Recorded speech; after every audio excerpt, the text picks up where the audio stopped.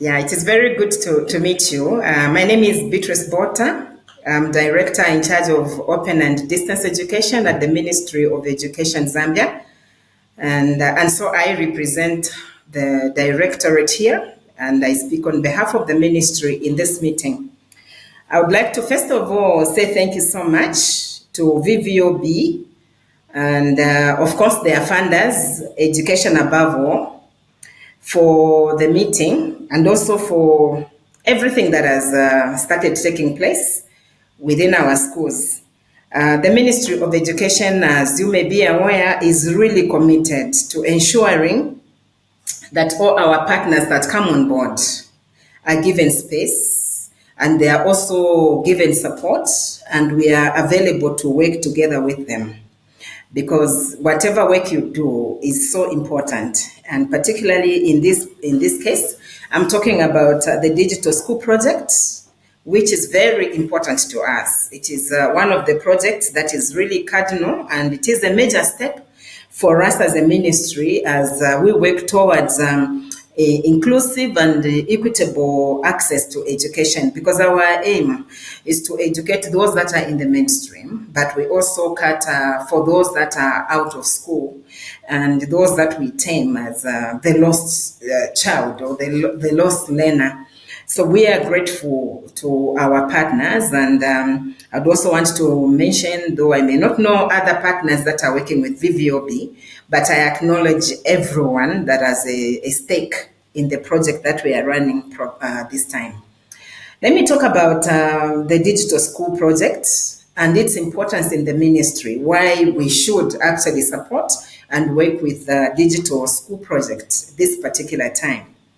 Suffice to mention that Zambia has a number of challenges in the Ministry of Education, and I would like to just cite some of the problems that we face as a ministry in Zambia regarding our school going. We do have a number of dropouts in our schools.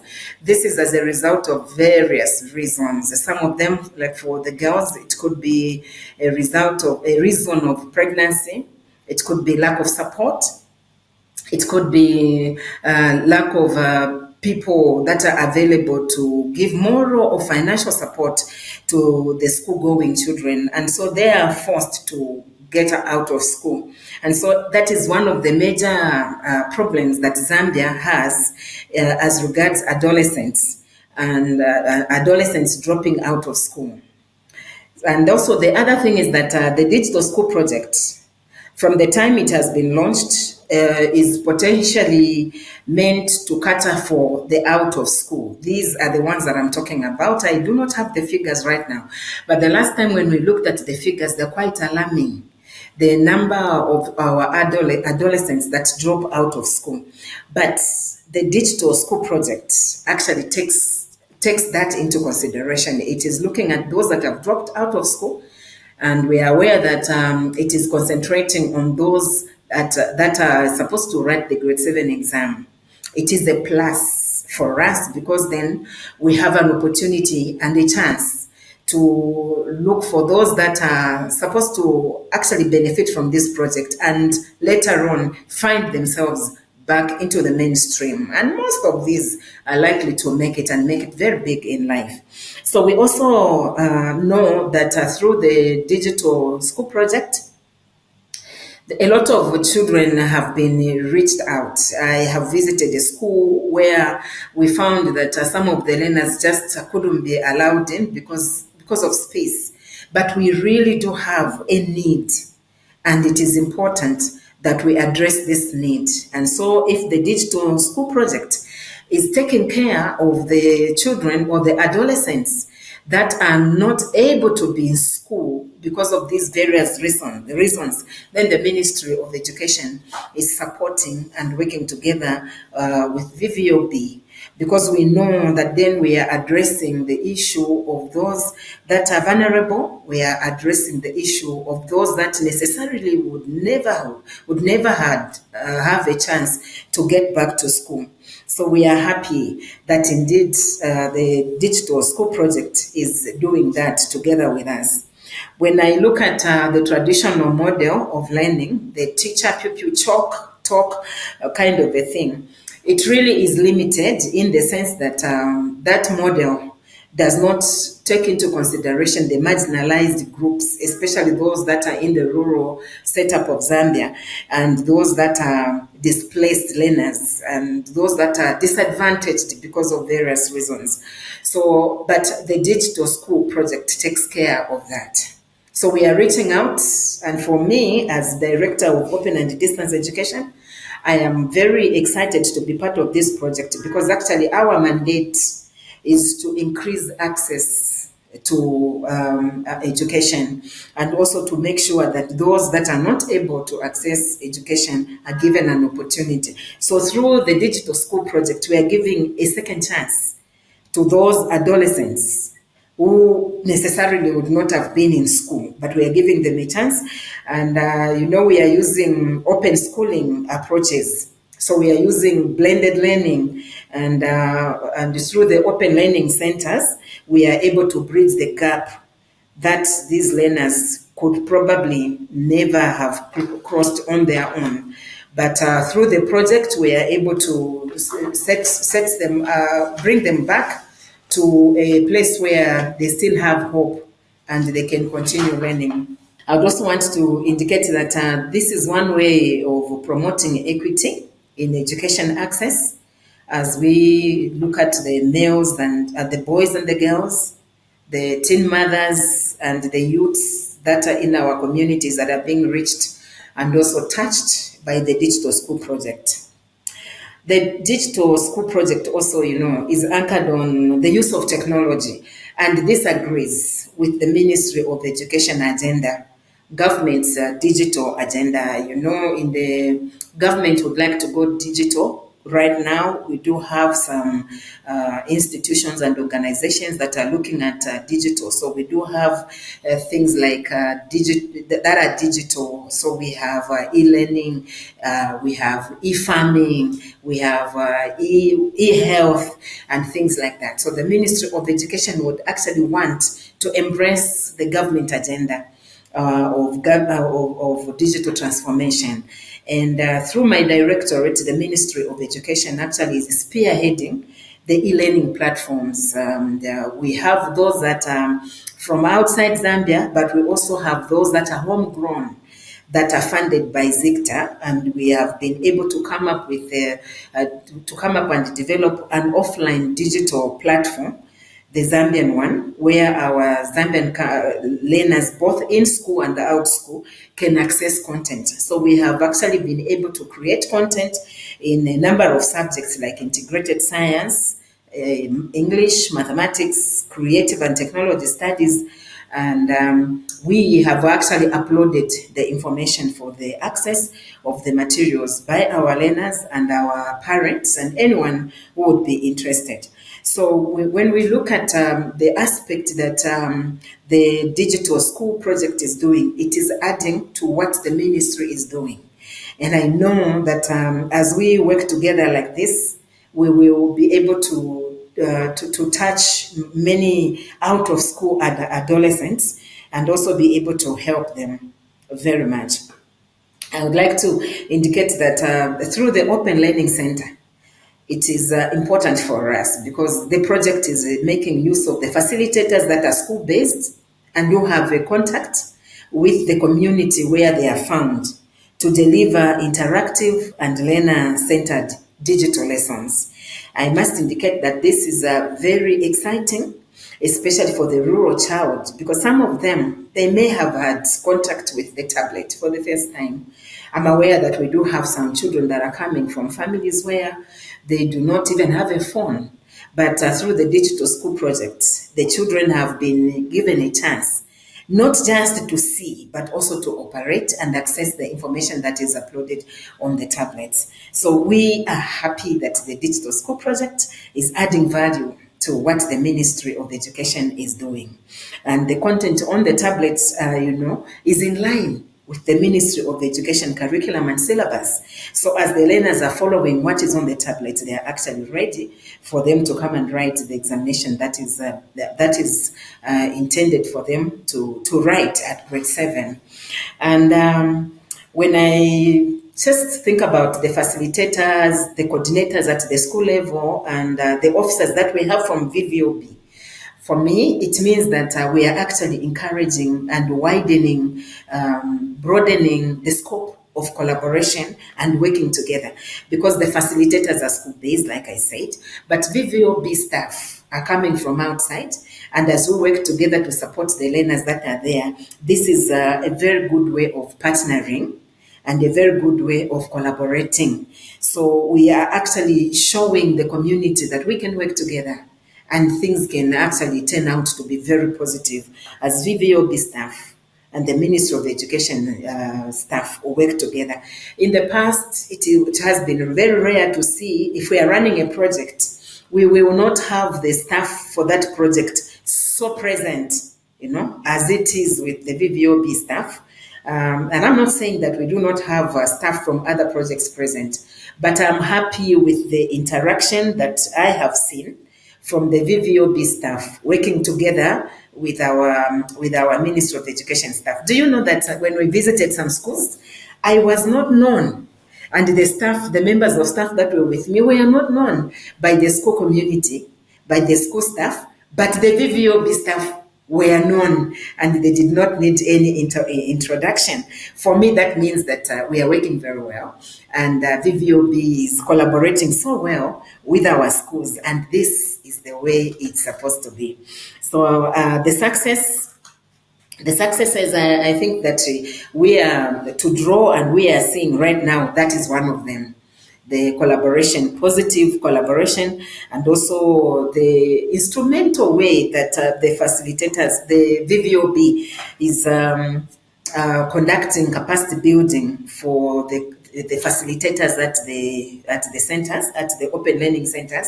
I think this is commendable, because VVOB is not just instrumental in that, but I've seen the centers that I've visited, the integration of the gender sensitive and inclusive pedagogies that have been there.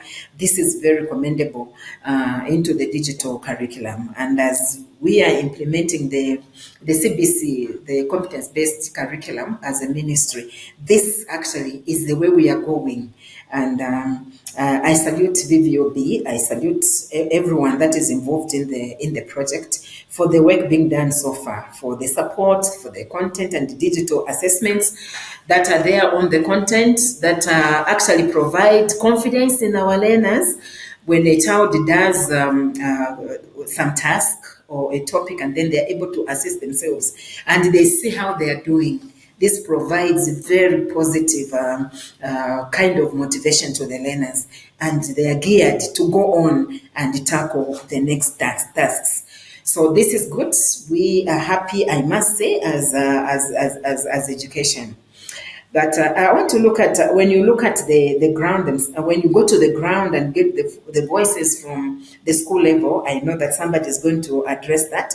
But I think that there is something that is very good that we are doing as we look at innovation, and as we look at bridging the digital divide and building trust with the learners and the parents, because the facilitators are not just a bridge between the school and VVOB, but they are a bridge between the school and the community and the parents. And this encourages the trust from both sides. This is very good.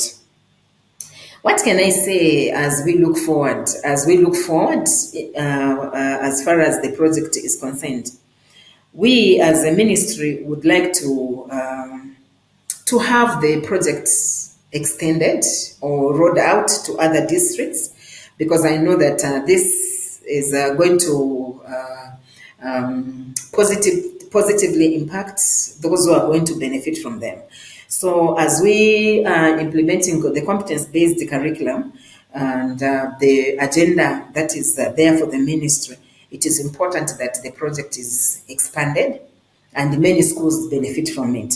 Apart from that, we would like to see how VVOB can actually think of increasing the number of tablets per school, because I think one of the challenges that I personally have witnessed visiting our centers is that the rotational program that we have, In some of the schools, we only allow a learner to have access 3 times in a week to a tablet.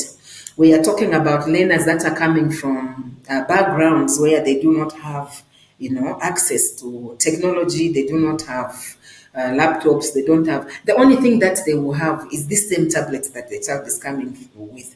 And, excuse me. And for the child, excuse me.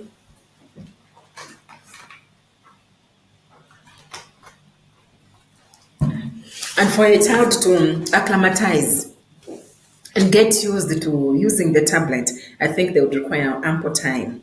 They would require more time. The current scenario of sharing 1 tablet to 3 is okay for a start, but I think going forward, I would recommend that we consider supplying more tablets to the learners so that we increase on the number of hours that a learner will have the tablet, and they will be able to go through the tasks in order to complete what they are supposed to do in good time.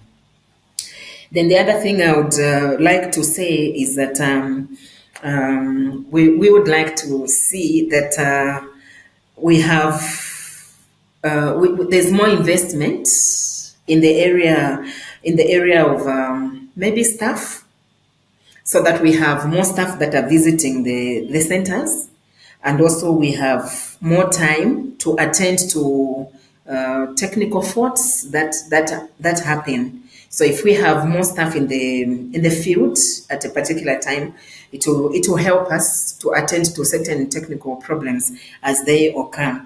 And I would like to reinforce, as I come to the end of my talk, that the ministry's belief is that technology, when used inclusively and designed to work very well, will unlock education for every Zambian child, even those that may have missed the chance for them to continue with their education. So where we stand is an opportunity for us to open doors for those that may have fallen out of school for various reasons.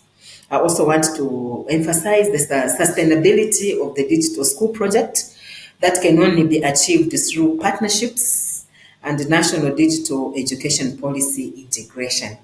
Zambia has a policy, and we are running an agenda for digitalization, even for digitalizing the system in education. And so working with them, as the digital school project is doing closely, will actually impact the nation more. I thank you very much, and I hope that through this project, no learner shall be left behind in this digital era. Thank you. Thank you, Morgan, and thank you, Beatrice. It's great to see such alignment in what you said. So hi, everyone. My name is Sarah Ragg, and I work at Education Above All Foundation, one of the partners in the Digital School Project in Zambia. So at Education Above All, or EAA, we believe that education is a fundamental right and a critical foundation for dignity, stability, and opportunity. And we're committed to transforming lives through targeted, inclusive, and equitable quality education for marginalized children and youth across the world. So EAA has quite a broad mandate across the education life cycle.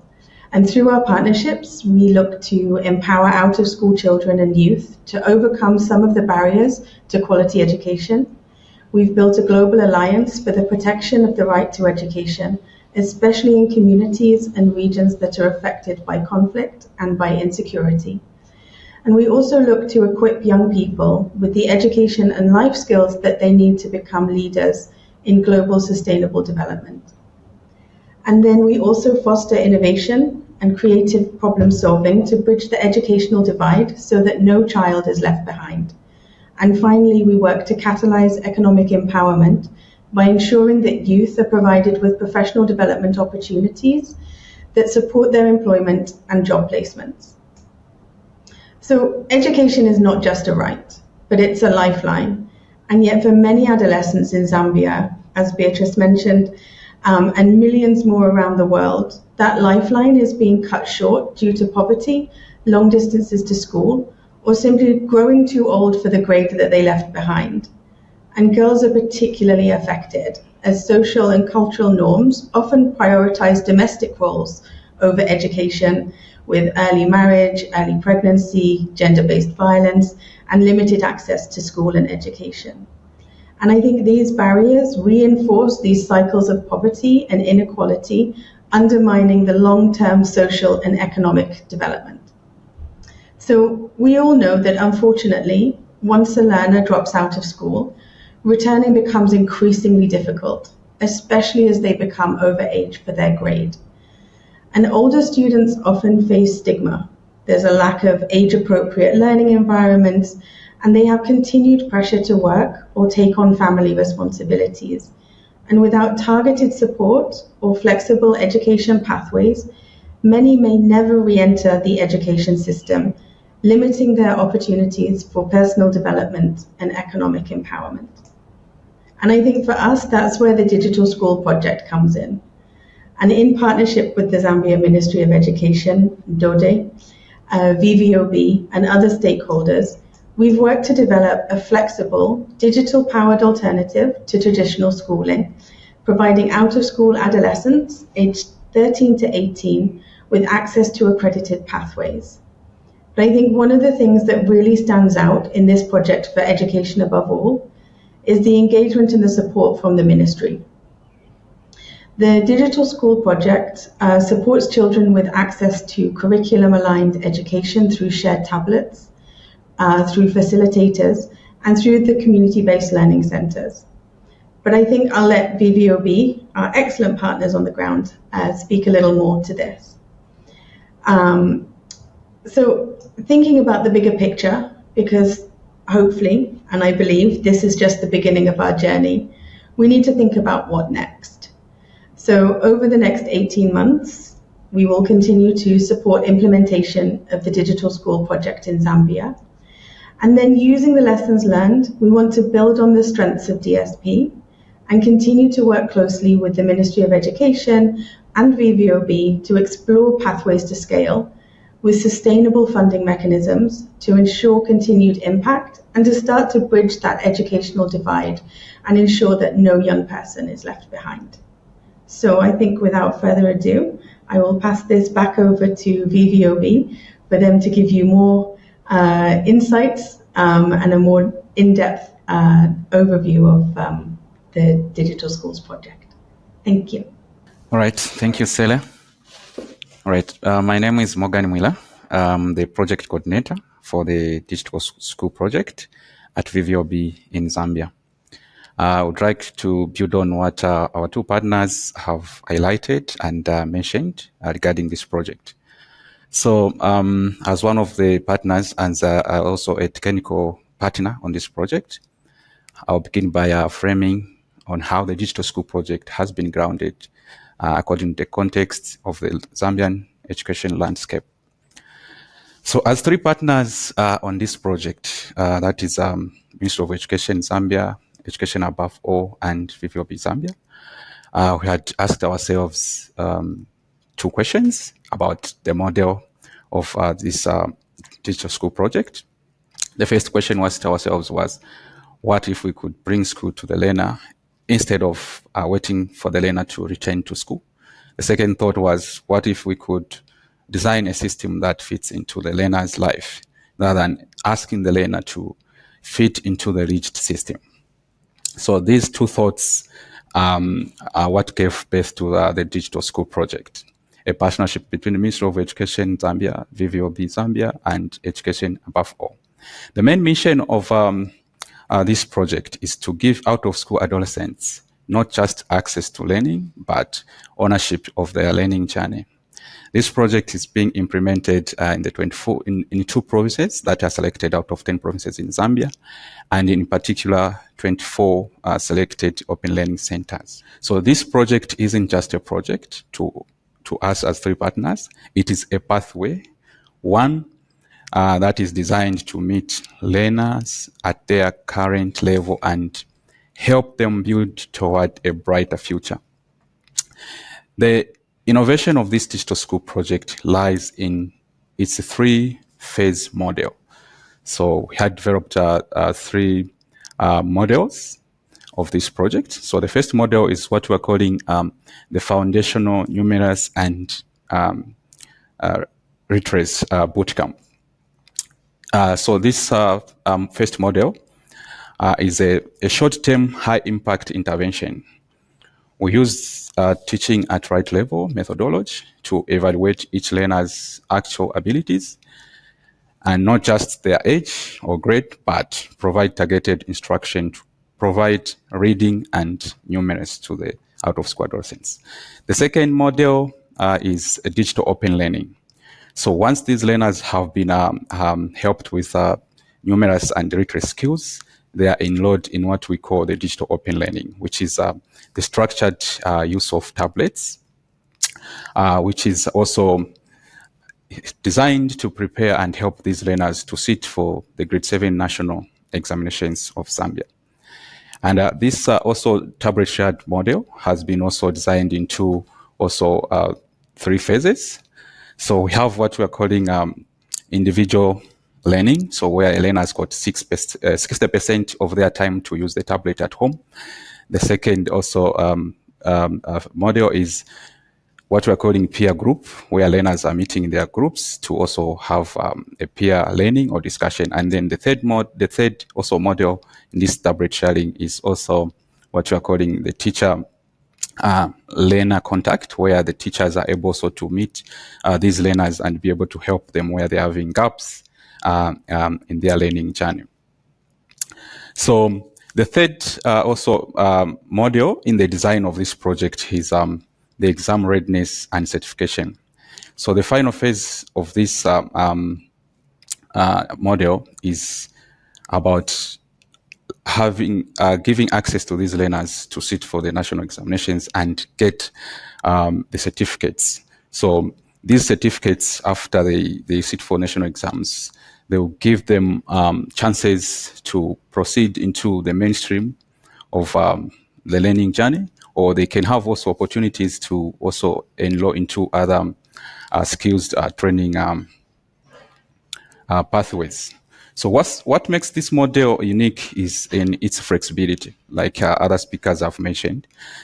This model respects the constraints that out-of-school adolescents face. Like we have mentioned that some of the school adolescents could have dropped out of school due to economic challenges or other things. So this model gives an opportunity, a flexible chance to them to really access education within their flexible time frame. So whether a learner is working or caring for their siblings or recovering from personal setbacks, the program adapts and fit in their space. I will now hand over to my colleague Annette, who will describe how this model has firmly grounded in the Zambian education system and supported by the community itself. Thank you. Hi, everyone. My name is Annette Soko. I'm education advisor on the digital school project at VVOB Zambia. One of the main strengths of this project is that it is not a parallel system. It is deliberately woven into Zambia's existing education structure and aligns directly with national priorities. From the outset, we collaborated with the Curriculum Development Center to ensure that all the content on the project aligns on the digital open learning platform, aligns and meets the grade 7 learning standards. Our model is specifically targeting out-of-school adolescents, as has been mentioned by previous speakers, aged 13 to 18. This is a group that historically has been left behind due to the different factors that have already been mentioned. I'll highlight poverty, long distance to the schools, early marriages, teenage pregnancies, or repeated exam failures. By offering this flexible and inclusive alternative, the Digital School Project has restored both access to learning and dignity to these young learners who could have forgotten if not for this intervention. So what makes our delivery model unique and effective is the role of our facilitators. These are trained and they're also drawn from public schools and open learning centers. They guide our learners throughout their individual learning journey. So they are more than instructors on the project. They are trusted community members who actually understand the learners' realities and bring empathy and structure to both the program and the process. So learning on the Digital School project takes place in safe, community-driven spaces. It takes place in homes and it also takes place in schools. So in these spaces, learners learn in peer groups. A peer group consists of 3 learners who share a tablet among themselves. This reinforces collaboration, peer learning, peer accountability, and continuity. While the learners engage with the content on the tablets offline, their progress is synchronized online by facilitators at least 3 times a week during their check-ins. This ensures that we maintain real-time visibility into learner engagement without requiring constant internet access. And because of that, our model is both cost-effective and scalable, especially in low resource settings.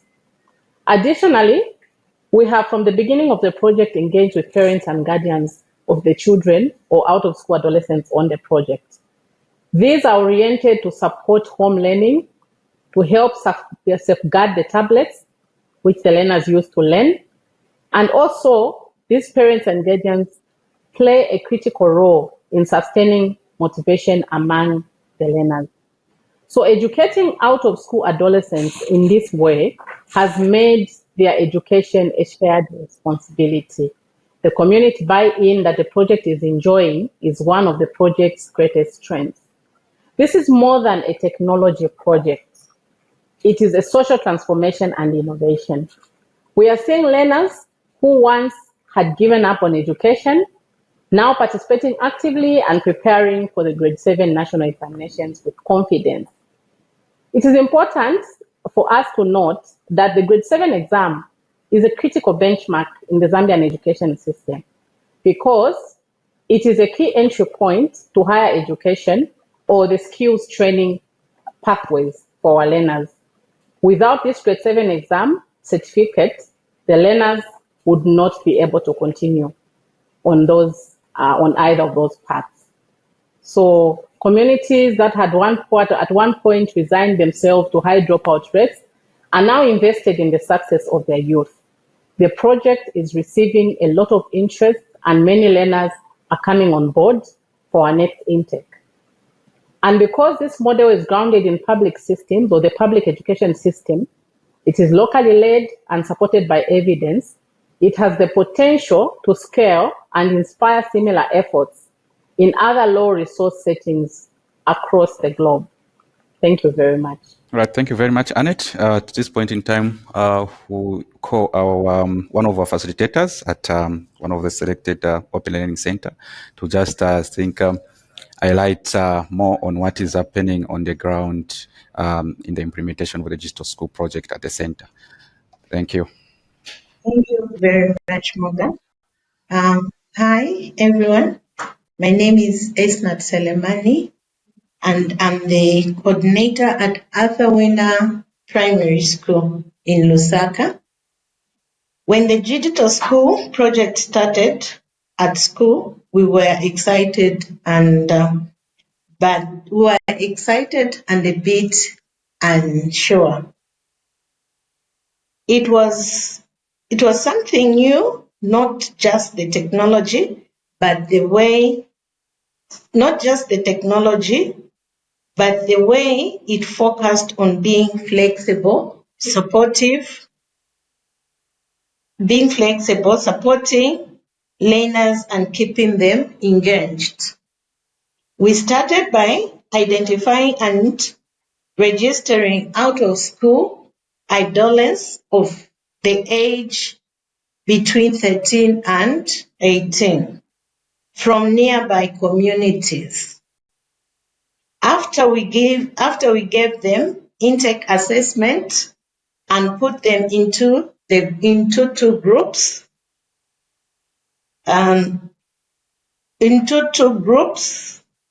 those who passed started using tablets to learn. through the digital learning platform. Those who didn't pass joined the foundational literacy and numeracy bootcamp to help them learn to read and write first. During the bootcamp, we worked with learners in small groups and one-on-one to give them support they needed. When the tablet arrived, we showed them how to use the platform.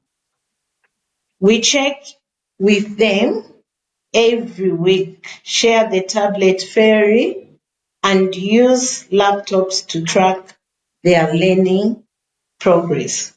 While tracking their performance, it helps us to identify individual progress and gaps that need our attention. Many of our learners have difficult stories. For example, Jane Mioya stopped school in 2022 because of lack of the financial support from family. Richard Mwisia stopped school in 2018 because of long distance from the village where he was staying to school where he was going. He just lost interest. These stories are real and they show how easy it is for young people to be left out. But through the digital school project, they now have another chance. Since joining, we have seen big changes in them. They now speak with confidence, learning goals, their reading and mathematics skills have improved. They take part in group work and help each other. Most importantly, they now have a future, whether that is of returning to school or learning a trade. As a teacher and coordinator, I have also learned a lot. I have been trained in how to use the digital platform and also the foundational literacy and bootcamp and foundation literacy and numerous bootcamp. I have learned to support learners in better, more flexible ways. I have improved my skills in using digital tools and reading learners' data. Most of all, I feel proud. I have seen learners who had given up come back with hope, and I have been part of that journey. Thank you for giving me the chance to share. This project is changing lives, not just the learner, but the teachers as well. Thank you very much. I now invite Mwanza. Hi, and thank you, Madam Esnat, for that. And thank you for the opportunity to share about Digital School Project. My name is Mwanza Mambo, and I am the Monitoring, Evaluation, Accountability, and Learning Advisor for the Digital School Project. So, for a pilot like this one thing that is crucial and essential is learning. And it was for this reason that we designed a comprehensive monitoring and evaluation framework from the very beginning. We track a wide range of indicators, which include learner attendance and participation, progress on digital lessons and performance in mock assessments, patterns in tablet rotation and facilitator engagement levels. But numbers are just the beginning. To understand why learners engage and disengage, we also collect qualitative insights from learners and facilitators. So basically here, what we collect is what motivates them to show up and stay engaged, what barriers make it harder to learn, what changes do they see in learners, and this is basically confidence and reading fluency. We therefore use this feedback to adapt in real life. For instance, if a learner falls behind on digital content, we adjust the pacing or introduce supplementary materials. And if parents express concerns about device misuse, we work with facilitators to strengthen digital literacy and accountability. In short, this is adaptive learning in action, responsive and human-centered. But perhaps what grounds our learning most are the human stories we hear on the ground. Like a teenage mother who now studies with her baby by her side. She told us, "For the first time, I feel I can still have a future, even as a mother." Here, the tablet to her is a textbook and the learning group is her supporting system. Another human story is there's a facilitator who shared that in just 2 months, she saw more growth in some learners' reading skills than she used to witness in an entire school term under traditional methods. Her voice cracked as she said, "I used to wonder if these learners were just being left behind forever. Now I see them catching up." These are not just stories. They are evidence of what happens when innovation is grounded in community realities. So this project isn't about deploying tablets or launching a new app. It's about restoring belief that every learner can succeed, no matter their background, if given the right tools, space, and support. Now, to bring it in line with EdHeroes' theme, the Digital School Project is about 1. Education equity, reaching those furthest behind with real contextual learning support. 2. Community-driven innovation, mobilizing local leadership and resources, not importing solutions. And 3. Support, creating spaces where learners, especially those previously left out, can reclaim their futures with confidence. I'd like to say thank you once again for this opportunity to share our journey. We're excited to connect with other EdHeroes to learn, share, and scale what works, because every learner deserves a fair shot at a better tomorrow. Thank you.